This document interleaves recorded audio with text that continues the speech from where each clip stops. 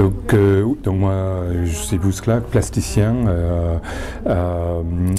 Je travaille donc avec des matières plastiques, je peinte essentiellement.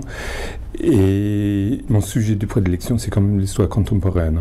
Donc depuis pas mal de temps, je travaille sur l'histoire en train de se faire.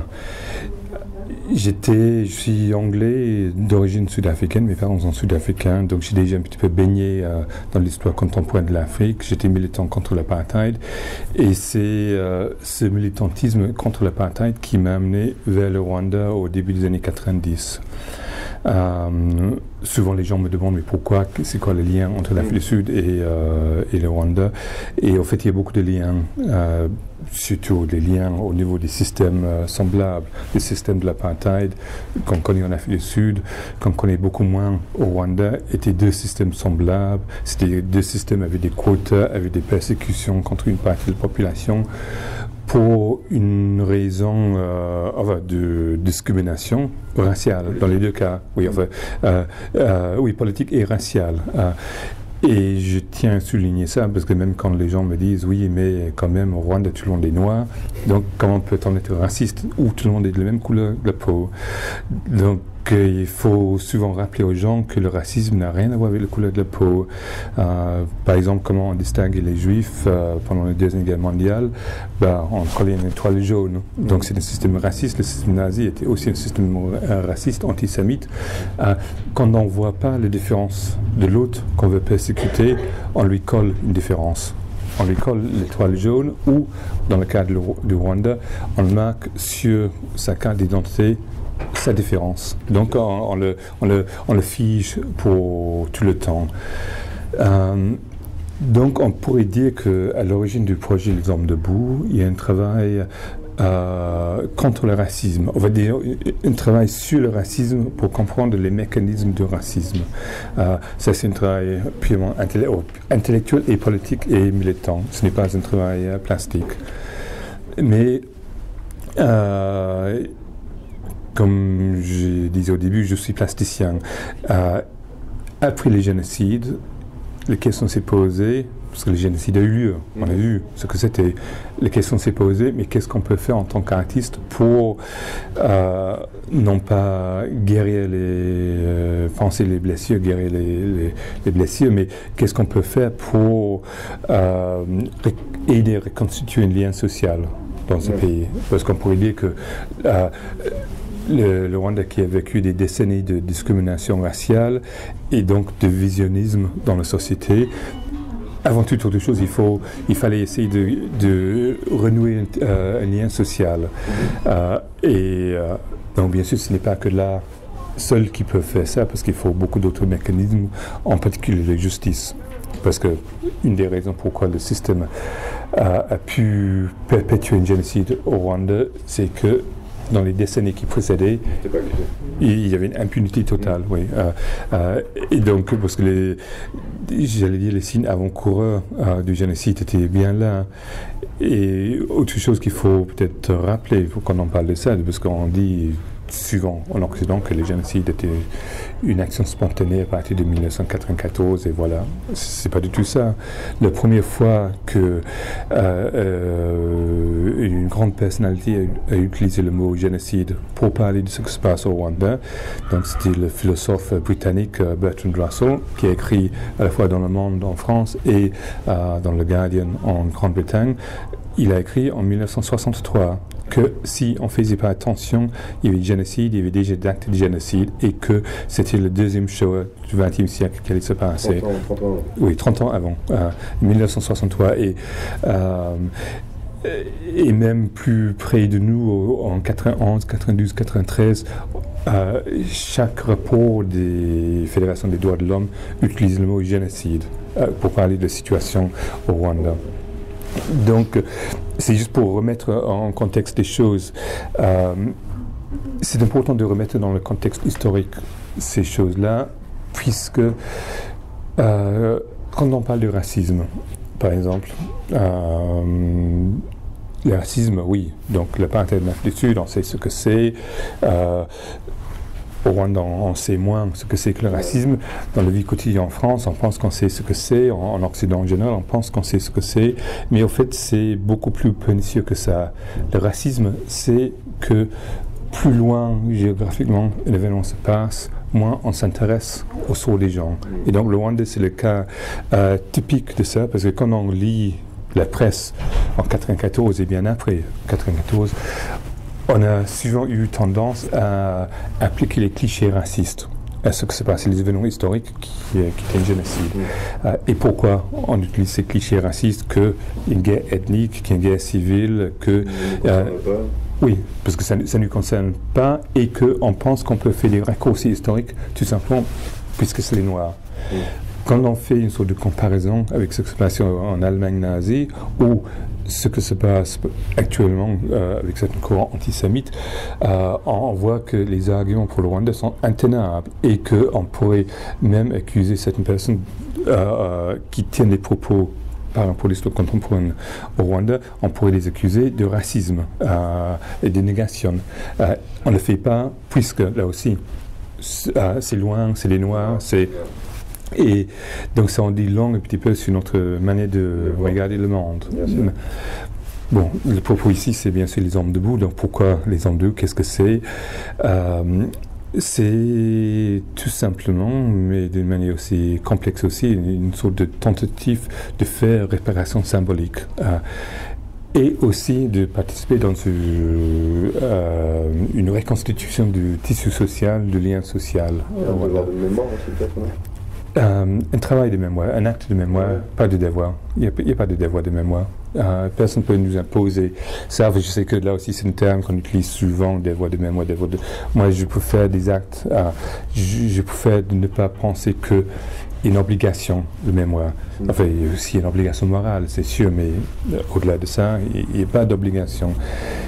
Je pense qu'en posant des actes de mémoire, dans le projet Les Hommes debout, c'est une manière de aider à l'écriture de l'histoire, d'ancrer la mémoire dans l'histoire et l'histoire dans la mémoire, à la fois pour les Rwandais et pour le monde extérieur.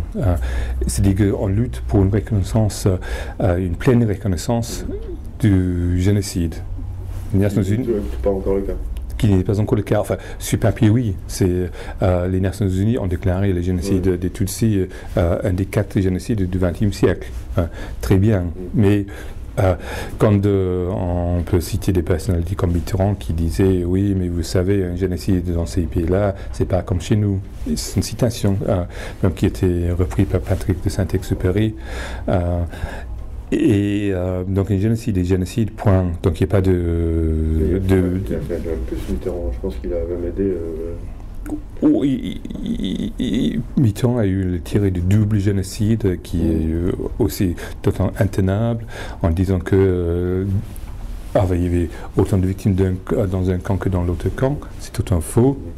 Donc Mitterrand était un des premiers négationnistes en direct de ce que se passait. Je ne vais pas rentrer dans les détails maintenant. Pourquoi il a soutenu le camp génocidaire. C'est un fait historique.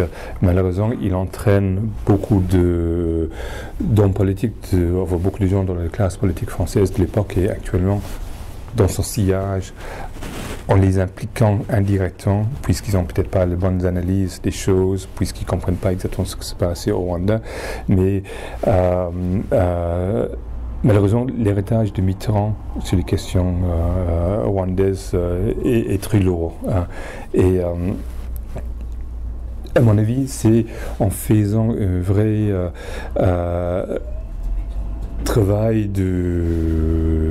un travail de mémoire qu'on peut établir les vérités, pour écrire l'histoire du Rwanda. Ceci dit, l'histoire du Rwanda a été écrite. C'est là, il suffit d'aller dans n'importe quelle grande librairie. Il y a beaucoup de livres qui décrivent dans le moins de détails la planification, les mécanismes du génocide. Donc ce n'est pas forcément connu du grand public, mais c'est documenté. J'ai travaillé sur les projets de mémoire depuis tout de suite après les génocides, des projets de mémoire au Rwanda même, en collaboration avec la société civile rwandaise. Et j'ai travaillé sur un grand projet qui s'appelle le Jardin de la Mémoire, qui est en place près de Kigali. Mais on a, il y a 2 ou 3 ans, un peu avant la 20e commémoration, on m'a dit, mais tu peintes, tu travailles dans le visuel, qu'est-ce que tu peux nous proposer pour la 20e commémoration? Et donc, au début, je ne savais pas trop, parce que j'ai toujours dit, enfin écrit, qu'on ne peut pas représenter le génocide. On ne va pas peindre les cadavres, les ossements, les machettes. On ne peut pas. Oui, on peut, mais ça n'a aucun sens. C'est une représentation au premier degré, n'a aucun sens. Il n'y a pas possibilité aussi de renouer le lien social que vous vouliez faire. Absolument. Justement, si on fait du pur et du bout de premier degré, le lien social n'en profite pas, on pourrait dire. Et donc après, il m'est venue l'idée de, quand même, de faire des symboles de dignité. Donc, le projet génocidaire était d'enlever toute dignité et toute humanité aux victimes. Donc, je me dis, qu'est-ce qu'on peut faire pour redonner une humanité? Et je me dis, c'est les figures humaines, tout simplement, mais plus grand que nature, sur les lieux même de massacre. Et donc, pourquoi plus grand que nature, justement? Vous en parliez ce matin, je trouvais ça très intéressant d'ailleurs. Pour dominer, mais pas dans un mauvais sens du mot. Parce que j'ai fait des personnages à taille humaine. C'est bien, ça peut être beau, mais ça ne domine pas, ça ne donne pas, ça ne affirme pas cette présence humaine. Et puisque les lieux de massacre, par exemple au Rwanda, sont souvent des lieux comme les églises, les écoles, enfin des grands bâtiments, grosso modo, je me dis, il faut avoir des personnages à la taille du bâtiment, plus grand que nature, et qui domine, mais qui domine avec une beauté, une certaine beauté. Donc, c'est ça que j'ai fait un certain nombre de maquettes. J'ai présenté ça justement dans un colloque à Kigali, je pense en 2009 pour la première fois. Et ça a vraiment plu. Et puis, donc après, on a commencé à mettre en marche, mettre en pratique la réalisation même du projet. Et comme je disais tout à l'heure, l'objectif c'est de peindre sur les lieux mêmes de mémoire, enfin les lieux mêmes de massacre, qui ne sont pas forcément encore les lieux mêmes de mémoire. J'avais dit que parfois c'est des lieux d'oubli, puisqu'ils ont été nettoyés, lavés, repeints, recyclés d'une certaine manière. Et donc les générations à venir vont oublier ce qui s'est passé dedans. C'est pas tous les lieux, parce qu'il y a quand même un certain nombre, il y a une bonne quinzaine de lieux officiels de mémoire qui sont des églises, des écoles ou d'autres lieux communaux, entre guillemets désaffectés, désacralisés, qui sont des musées, enfin où on expose souvent des ossements justement de matières premières du génocide. Donc oui, le projet c'était ça au Rwanda, mais en même temps on voulait faire un volet international. On voulait que à l'extérieur du Rwanda il y ait une reconnaissance du génocide. Et donc, pourquoi pas utiliser le même symbole. Mais là, non pas peint directement sur les lieux de massacre, déjà il n'y a pas de massacre à l'extérieur du Rwanda, mais sur les lieux importants. Donc, c'est ce qu'on a fait dans une douzaine, ou on m'a dit 15 villes, mais je pensais plutôt 15 événements dans une douzaine de villes. On a reproduit en très grand format, 5, 6, 7, 8 mètres d'auteur parfois, les images telles qu'on voulait les peindre sur les lieux de mémoire au Rwanda. On a fait des projections lumineuses comme ici à Lille, dans plusieurs villes, Lausanne, Montréal, Ouidah, Paris aussi. On a fait des projections lumineuses juste pour faire une cérémonie de commémoration le soir du 7 avril, pour donner un visuel complémentaire aux cérémonies organisées par les communautés rwandaises ou d'autres communautés pour le souvenir de ce qui s'est passé à partir du 7 avril en 1994 au Rwanda. À Lille, en particulier, on a des grandes, enfin des républiques de grand format sur le parc Jean-Baptiste Lebas, que je ne connais pas encore, que je vais connaître bientôt. C'est les mêmes images qu'on utilise un petit peu partout. Grosso modo, il y a une vingtaine de maquettes. Et chaque lieu a choisi 4, 5, 6, 7, enfin selon le format qu'on a donné à l'événement. Après, en fait, c'est Martine Aubry ou le service de la mairie de Lille qui a choisi? Oui, je pense oui, parce que moi j'ai soumis un certain nombre d'images. Donc on m'a dit qu'ils voulaient ces images-là, donc j'ai donné les fichiers haute définition pour la reproduction. Je pense que c'est Martine Aubry, entre autres, qui a choisi ces images. Et parce qu'il faut dire que moi je suis l'artiste qui fait les images, qui était l'origine du projet, mais le projet est soutenu par le collectif des Hommes debout qui est basé en Suisse.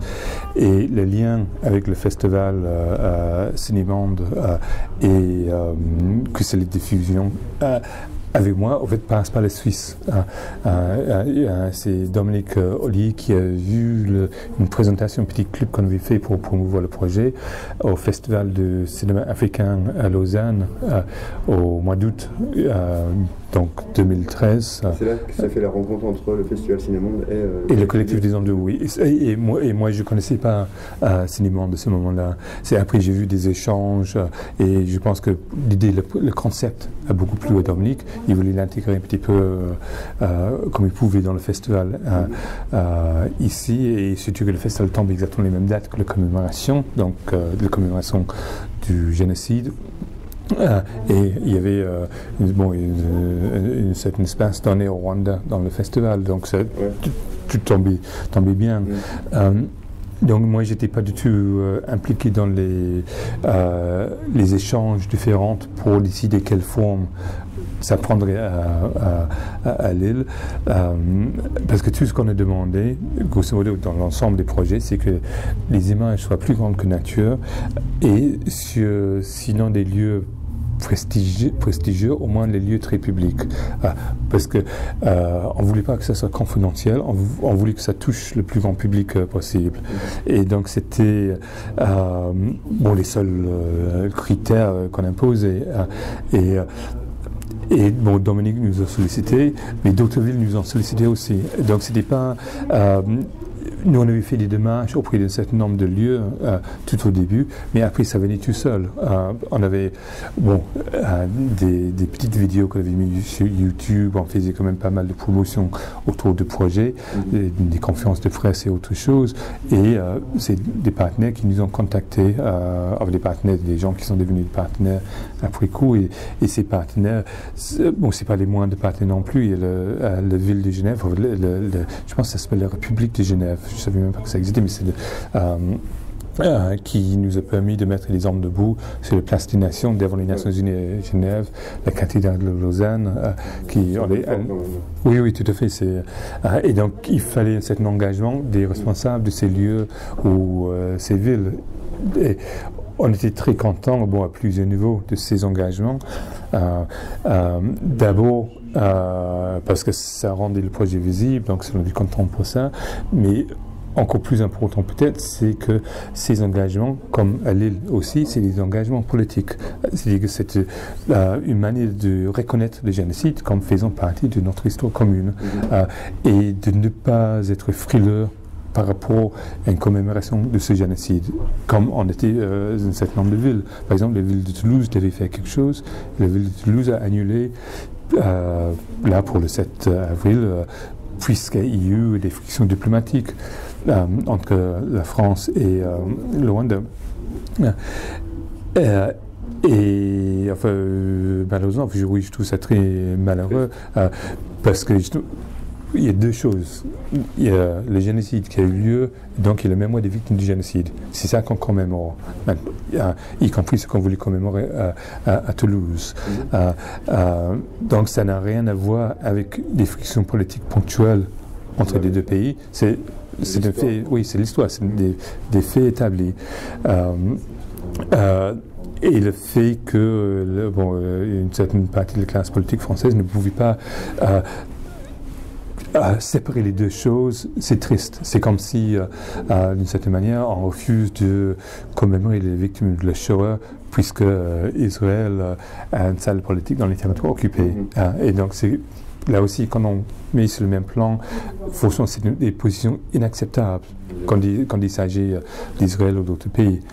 Et pour le Rwanda, ça passe. Mais tout simplement parce on fait l'amalgame de plusieurs choses. Mais donc c'est pour ça que je souligne que c'est un acte politique important.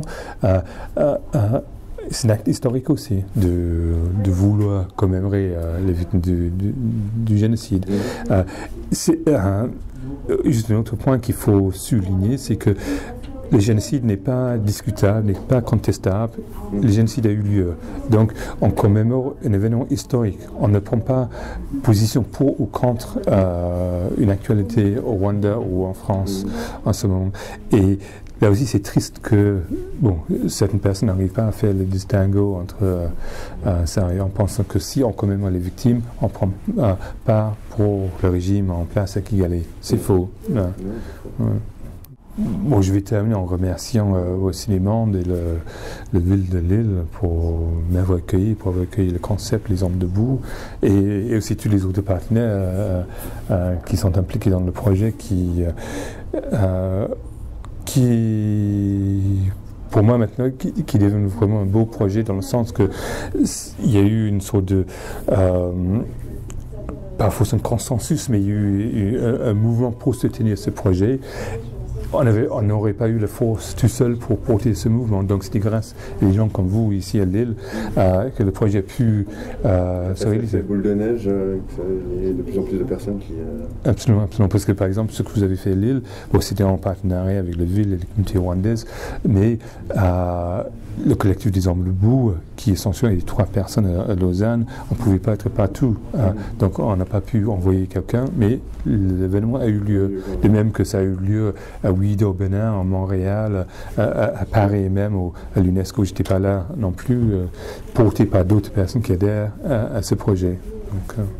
Donc on vous remercie, on est content de votre participation, de notre participation avec vous. Merci à vous, Bruce Clark. Merci. Au revoir. Merci à vous.